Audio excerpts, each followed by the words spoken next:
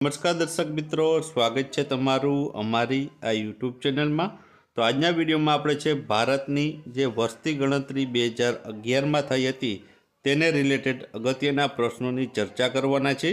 મિત્રો, હાલની પરીક્ષાઓમાં પણ ઘણી જગ્યાએ છે ભારતની વસ્તીની 2011 વસ્તી ગણતરીના પ્રશ્નો પૂછાણા છે અને આવનારી પરીક્ષાઓમાં પણ પૂછાઈ શકે છે। તો આપણે છે આ વિડીયોમાં છે સંપૂર્ણ ડિટેલ જોવાના છીએ વસ્તી ગણતરી 2011 વિશેની। તો આ વિડીયોમાં છે બન્યા રહેજો અને વિડીયો પસંદ આવે તો વિડીયોને લાઇક કરજો અને વિડીયોને તમારા મિત્રો સાથે અવશ્ય શેર કરજો। તો ચાલો આપણે વિડીયોની શરૂઆત કરીએ। તો પહેલો પ્રશ્ન છે, વિશ્વ વસ્તી દિવસ ક્યારે ઉજવાય છે? તો 11 જુલાઈના દિવસે વિશ્વ વસ્તી દિવસ ઉજવાય છે।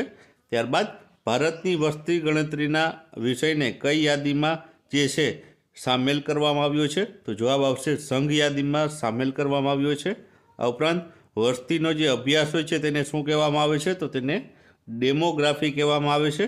ત્યારબાદ ભારતીય બંધારણની કઈ કલમ હેઠળ વસ્તી ગણતરીનું કામ કેન્દ્ર સરકારને સોંપવામાં આવ્યું છે? તો જવાબ આવશે કલમ 246 હેઠળ। ત્યારબાદ ભારતમાં પ્રથમ આંશિક વસ્તી ગણતરી વર્ષ 1872માં તત્કાલીન કયા ગવર્નરના કાર્યકાળ દરમિયાન હાથ ધરવામાં આવી હતી? તો જવાબ આવશે ગવર્નર લોર્ડ મિયોના સમયમાં। ત્યારબાદ કોના દ્વારા વર્ષ 1881માં પ્રથમ વખત નિયમિત ધોરણે છે વસ્તી ગણતરી હાથ ધરવામાં આવી હતી? તો જવાબ આવશે લોર્ડ રિપન દ્વારા। ત્યારબાદ ભારતના પ્રથમ સેન્સસ કમિશનર કોણ બન્યા હતા? તો જવાબ આવશે હેનરી પ્લોડેન છે તે પ્રથમ સેન્સસ કમિશનર બન્યા હતા। ત્યારબાદ પ્રથમ જાતિ આધારિત વસ્તી ગણતરી છે કયા વર્ષે હાથ ધરવામાં આવી હતી? તો જવાબ આવશે 1931માં।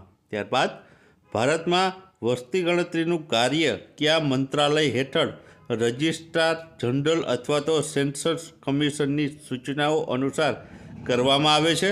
તો જવાબ આવશે ગૃહ મંત્રાલય દ્વારા। ત્યારબાદ ભારતમાં વર્ષ 1911થી લઈને 1921ના દાયકામાં જન વૃદ્ધિ દર સૌથી ઓછો હતો, તો તેથી તેને કયા યર તરીકે ઓળખવામાં આવે છે? તો જવાબ આવશે ગ્રેટ ડિવાઈડર યર અથવા તો મહાવિભાજક વર્ષ તરીકે છે તેને ઓળખવામાં આવે છે। ત્યારબાદ આગળનો પ્રશ્ન જોઈએ તો કયું વર્ષ સ્મોલ ડિવાઈડર વર્ષ એટલે કે નાનું જે મહાવિભાજક વર્ષ તરીકે ઓળખવામાં આવે છે? તો જવાબ આવશે વર્ષ 1951ના વર્ષને। ત્યારબાદ સ્વતંત્ર ભારતની પ્રથમ વસ્તી ગણતરી કયા વર્ષમાં હાથ ધરવામાં આવી હતી? તો જવાબ આવશે 1951માં। ત્યારબાદ ભારતની પ્રથમ સંપૂર્ણ કોમ્પ્યુટરાઇઝ્ડ વસ્તી ગણતરી કયા વર્ષમાં હાથ ધરવામાં આવી હતી? તો જવાબ આવશે વર્ષ 2001માં। ત્યારબાદ વર્ષ 2011ની વસ્તી ગણતરી એ ભારતની કેટલામી વસ્તી ગણતરી હતી? તો જવાબ આવશે 15મા નંબરની વસ્તી ગણતરી હતી। ત્યારબાદ વર્ષ 2011ની વસ્તી ગણતરીના કમિશનર કોણ હતા? તો જવાબ આવશે સી ચંદ્રમૌલી છે તેના જે છે ગણતરીના કમિશનર હતા। ત્યારબાદ આગળનો પ્રશ્ન, વિશ્વની કેટલી વસ્તી ભારતમાં રહે છે? તો 17.5% જેટલી વસ્તી ભારતમાં રહે છે। ભારત વિશ્વના કેટલા ટકા જમીન વિસ્તારમાં ફેલાયેલો છે? તો જવાબ આવશે માત્ર 2.4%।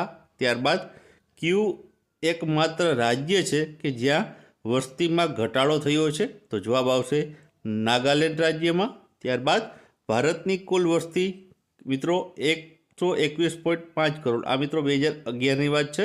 ત્યારબાદ દશકનો જન્મ વૃદ્ધિ દર કેટલો હતો?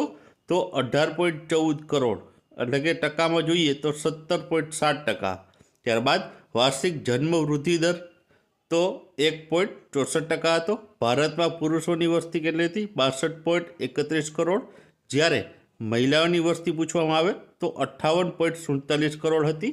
ત્યારબાદ સૌથી વધુ વસ્તી ધરાવતા રાજ્યો કયા હતા? તો પહેલું ઉત્તર પ્રદેશ આવશે 16.16%, બીજા નંબર ઉપર મહારાષ્ટ્ર આવશે 9.42% અને ત્રીજા નંબર ઉપર બિહાર આવશે 8.07%। ત્યારબાદ આગળ વાત કરીએ તો લઘુત્તમ વસ્તી ધરાવતા રાજ્યો કયા છે, એટલે કે ઓછામાં ઓછી વસ્તી ધરાવતા રાજ્યો? તો તેમાં સિક્કિમ આવશે, મિઝોરમ આવશે અને અરુણાચલ પ્રદેશ આવશે। ત્યારબાદ સૌથી વધુ સાક્ષરતા ધરાવતા રાજ્યો ક્યાં છે? તો સૌથી વધુ ભણેલા એટલે સાક્ષર વ્યક્તિઓ કયા રાજ્યમાં જોવા મળે છે? તો તેમાં પ્રથમ નંબર ઉપર કેરળ આવશે, બીજા નંબર ઉપર મિઝોરમ અને ત્રીજા નંબર ઉપર ત્રિપુરા આવશે. ત્યારબાદ લઘુત્તમ સાક્ષરતા ધરાવતું રાજ્ય કયું છે? તો તે છે મિત્રો બિહાર છે, જ્યાં ઓછા એટલે કે ઓછું ભણેલા વ્યક્તિઓ વધારે છે બિહાર રાજ્યમાં. ત્યારબાદ સૌથી વધુ વસ્તી ધરાવતો જિલ્લો કયો છે? તો સૌથી વધુ વસ્તી ધરાવતો જિલ્લો છે થાણે છે, જે મહારાષ્ટ્રમાં આવેલો છે.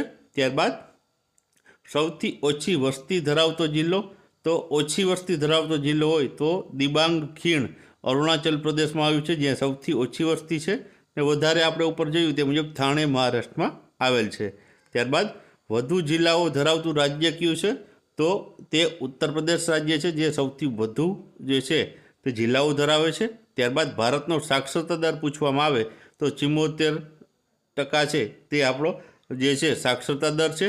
પુરુષને તેમાં સાક્ષરતા દર પૂછવામાં આવે તો 82.14% છે અને સ્ત્રીઓનો સાક્ષરતા દર 65.46% રહેલો છે. ત્યારબાદ સૌથી વધુ સાક્ષરતા ધરાવતા જિલ્લાઓ પૂછવામાં આવે તો કેરળ પ્રથમ નંબર ઉપર છે, 93.9% સાક્ષર લોકો જોવા મળે છે અને મિઝોરમ ત્યાર પછી બીજા નંબર ઉપર આવે છે 91.6% સાથે.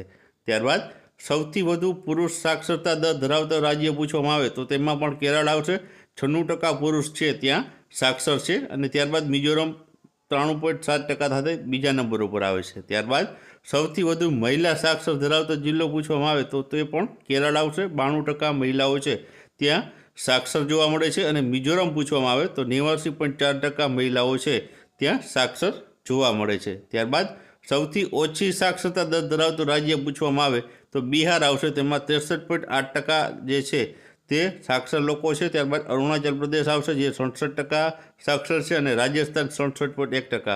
આવી રીતના ક્રમમાં સાક્ષરતા ધરાવતા જિલ્લાઓ જોવા મળશે. ત્યારબાદ સૌથી ઓછા પુરુષ સાક્ષરતા ધરાવતા રાજ્યો કયા છે?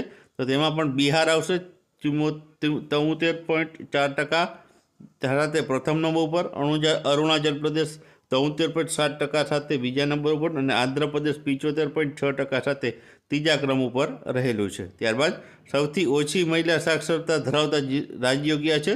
તો તેમાં પ્રથમ નંબર ઉપર રાજસ્થાન આવશે, જ્યાં 52.7% જ મહિલાઓ સાક્ષર છે. ત્યારબાદ છે બિહારમાં 53.3% અને ઝારખંડમાં 56.2% મહિલાઓ સાક્ષર છે. ત્યારબાદ સૌથી વધુ સાક્ષરતા દર ધરાવતો જિલ્લો કે જે જિલ્લામાં સૌથી વધુ સાક્ષર લોકો હોય તો તે મિત્રો છે સરચીપ, જે મિઝોરમમાં આવેલો જિલ્લો છે તે સૌથી વધુ સાક્ષર જિલ્લો ગણવામાં આવે છે. ત્યારબાદ સૌથી ઓછી સાક્ષરતા દર ધરાવતો જિલ્લો કયો છે? તો તે છે મિત્રો અલીરાજપુર, જે છે મધ્યપ્રદેશ રાજ્યમાં આવેલો છે. ત્યારબાદ ભારતની વસ્તી ગીચતા પૂછવામાં આવે તો કેટલી છે? તો 382 વ્યક્તિ પ્રતિ ચોરસ કિલોમીટર દીઠ છે, 382 લોકો છે. ત્યારબાદ સૌથી વધુ ગીચતા ધરાવતો રાજ્ય કયું છે? તો બિહાર રાજ્ય છે, જ્યાં સૌથી વધુ જે છે ગીચતા એટલે કે જે છે ગળદી અથવા તો તમે કહો કે સૌથી વધારે લોકો જે ઓછા જગ્યામાં રહેતા હોય તેવા, તો વધુ ગીચતાવાળું જે રાજ્ય છે બિહાર છે.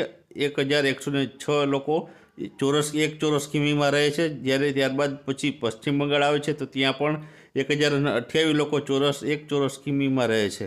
ત્યારબાદ સૌથી ઓછી ગીચતા ધરાવતું રાજ્ય કયું છે? તો તે અરુણાચલ પ્રદેશ છે, ત્યાં 17 વ્યક્તિઓ જ મિત્રો ખાલી એક પ્રતિ ચોરસ કિલોમીટરમાં રહે છે. ત્યારબાદ સૌથી વધુ ગીચતા ધરાવતો જિલ્લો કયો છે? તો સૌથી વધુ ગીચતા ધરાવતો જિલ્લો ઉત્તર પૂર્વ દિલ્હીનો છે, જ્યારે સૌથી ઓછી ઘનતા ધરાવતો અથવા તો ઓછી ગીચતા ધરાવતો જિલ્લો કયો છે? તો તે દિવાંગ વેલી છે, અરુણાચલ પ્રદેશનો જિલ્લો છે. ત્યારબાદ આગળ વાત કરીએ તો ભારતમાં લિંગનું ગુણોત્તર અથવા તો પ્રમાણ કેટલું છે? તો ભારતમાં લિંગ અથવા તો તેનું ગુણોત્તર અથવા તો પ્રમાણ છે તે 1000 પુરુષ દીઠ 943 જેટલું રહેલું છે. શિશુ લિંગ ગુણોત્તર પૂછવામાં આવે તો 919 છે.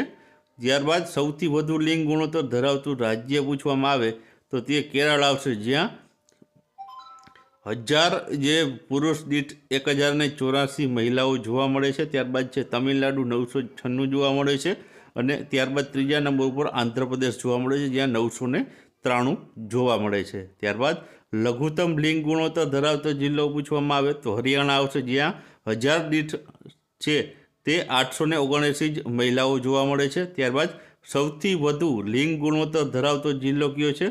તો સૌથી વધુ લિંગ ગુણોત્તર ધરાવતો જિલ્લો છે પોંડિચેરી છે। પોંડિચેરીનો માહે જિલ્લો 1176 જેટલી જે છે લિંગ પ્રમાણ ત્યાં જોવા મળે છે 1000 પુરુષ દીઠ। ત્યારબાદ સૌથી ઓછી લિંગ ગુણોત્તર ધરાવતો જિલ્લો પૂછવામાં આવે તો તે દમણ છે, ત્યાં 533 જ મહિલાઓ છે જોવા મળે છે 1000 પુરુષ દીઠ। ત્યારબાદ સૌથી ઊંચું લિંગ ગુણોત્તર ધરાવતું કેન્દ્ર શાસિત પ્રદેશ પૂછવામાં આવે તો તે પોંડિચેરી આવશે। ત્યારબાદ સૌથી વધુ વસ્તી ધરાવતો કેન્દ્ર શાસિત પ્રદેશ પૂછવામાં આવે તો દિલ્હી આવશે, ને ન્યૂનતમ એટલે ઓછામાં ઓછી વસ્તીવાળો જે કેન્દ્ર શાસિત પ્રદેશ પૂછવામાં આવે તો તે લક્ષદ્વીપ આવશે। ત્યારબાદ સૌથી વધુ વસ્તી ગીતતા ધરાવતો કેન્દ્ર શાસિત પ્રદેશ પૂછવામાં આવે તો દિલ્હી આવશે, અને ન્યૂનતમ વસ્તી ગીતતા જે ધરાવતું કેન્દ્ર શાસિત પ્રદેશ છે તે છે આંદમાન, જ્યાં 46 જણા જ રહે છે 1 ચોરસ કિમીમાં। ત્યારબાદ સૌથી વધુ સાક્ષરતા ધરાવતું કેન્દ્ર શાસિત પ્રદેશ પૂછવામાં આવે તો તે લક્ષદ્વીપ આવશે। ત્યારબાદ ન્યૂનતમ સાક્ષરતા કેન્દ્ર શાસિત પ્રદેશ પૂછવામાં આવે તો દાદરા અને નગર હવેલી છે, જે ઓછામાં ઓછી સાક્ષરતા ધરાવતું કેન્દ્ર શાસિત પ્રદેશ છે। તો મિત્રો, આથી ભારતની વસ્તી ગણતરી 2011માં કરવામાં આવી હતી તેના તમામે તમામ આંકડાઓ। જો તમને આ વિડીયો પસંદ આવ્યો હોય તો વિડીયોને લાઇક કરજો અને વિડીયોને તમારા મિત્ર વર્તુળમાં અવશ્ય શેર કરજો।